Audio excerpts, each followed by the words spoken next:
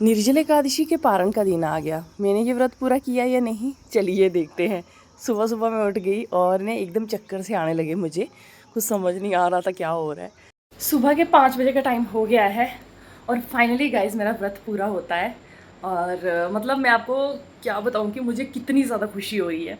जब भी मैं भगवान को देख रही हूँ ना, मतलब भगवान के बारे में सोच रही हूँ ना, तो मुझे मेरा मायका याद आ रहा है। क्योंकि जब भी मैं ये व्रत करती थी पूरा विधि विधान के साथ मैं मायके में करती थी। शादी के बाद मैंने ये व्रत नहीं किया है, तो आज पहली बार ये व्रत किया है मैंने। दिल में एक निष्ठा थी कि मैं इसको पूरा करूं, पर भरोसा नहीं था कि ये कर पाऊंगी या नहीं, क्योंकि बच्चों के साथ बहुत ज़्यादा मुश्किल होता है। फिर मैंने मतलब जब भी भगवान को याद करी ना, अपना मायके वाला मंदिर याद आ रहा मुझे बार बार। एकदम आंसू आ जा रहे, काश मैं वहाँ होती, माथा टेकती इस टाइम।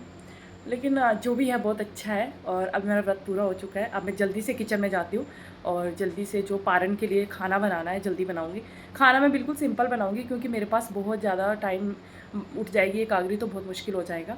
सो मैं जल्दी जल्दी जा रही हूँ। सबसे पहले खीर पूरी और साथ में आलू की सब्ज़ी बनाने वाली हूँ।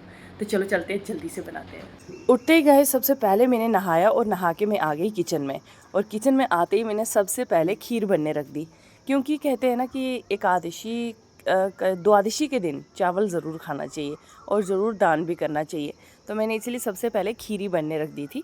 और फिर उसके बाद मैंने आलू बॉईल कर दिए थे और वो आलू मैंने निकाल लिए कुकर में से। और अभी बाकी सब सो रखे हैं, तो मैंने सोचा जल्दी जल्दी से जल्दी जो जितना काम मेरे से होता है उसको फिनिश करते हैं।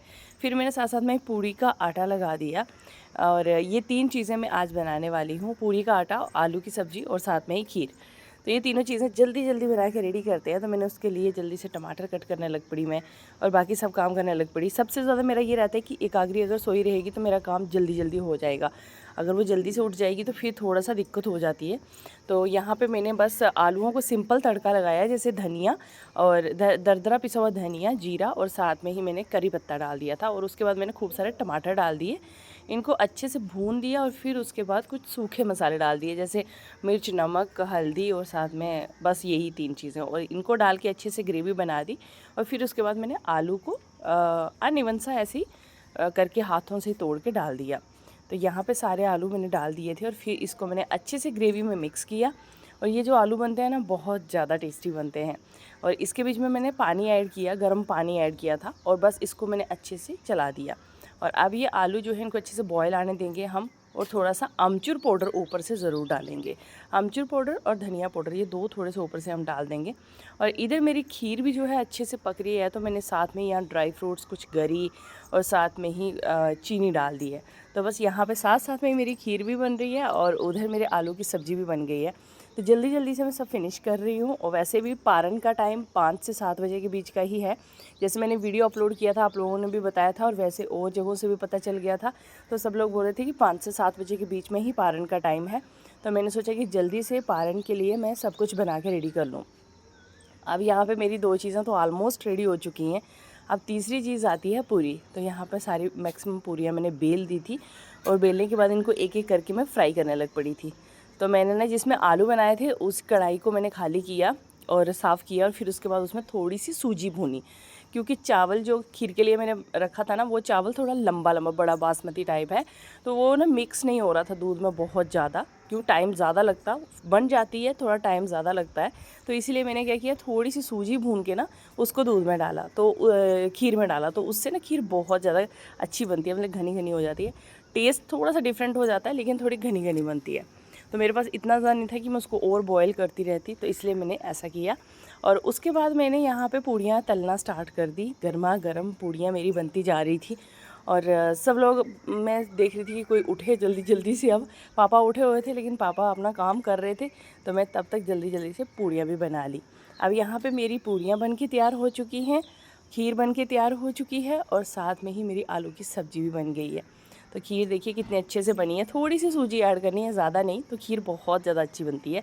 और इधर हमारी आलू की सब्ज़ी भी बन गई है। तीनों चीज़ें बन के हो चुकी है रेडी। तो चलिए अब हम करते हैं सबसे पहले भोग की तैयारी। तो भगवान जी का भोग सबसे पहले लगेगा।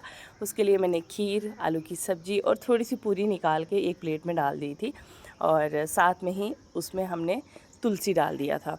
तो कहते हैं ना कि तुलसी के बिना जो भोग भगवान जी का अधूरा होता है, तो इसीलिए अब मैं हर चीज़ में तुलसी डाल देती हूँ।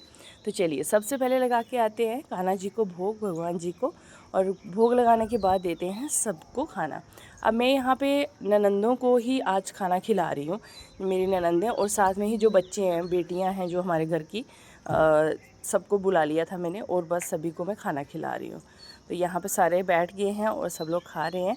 तो इधर अभी कौवे को भी हम जो कौवों को भी देते हैं ना, तो वो भी दे दिया और फिर उसके बाद मैं जाके मंदिर में बैठ गई थी और भगवान जी से पूजा करके फिर उसके बाद मैंने पानी पी लिया। और अभी मेरा ये व्रत पूरा होता है तो पापा मुझे बोलने लगे कि सच सच बताना कितना अच्छा लग रहा है व्रत पूरा करके। मैंने कहा बहुत ज़्यादा अच्छा लग रहा है, क्योंकि शादी के बाद मैंने फ़र्स्ट टाइम ये फ़ास्ट किया है और होल डे मैंने पानी नहीं पिया और दूसरे दिन मैंने पारण करके फिर उसके बाद पानी पिया।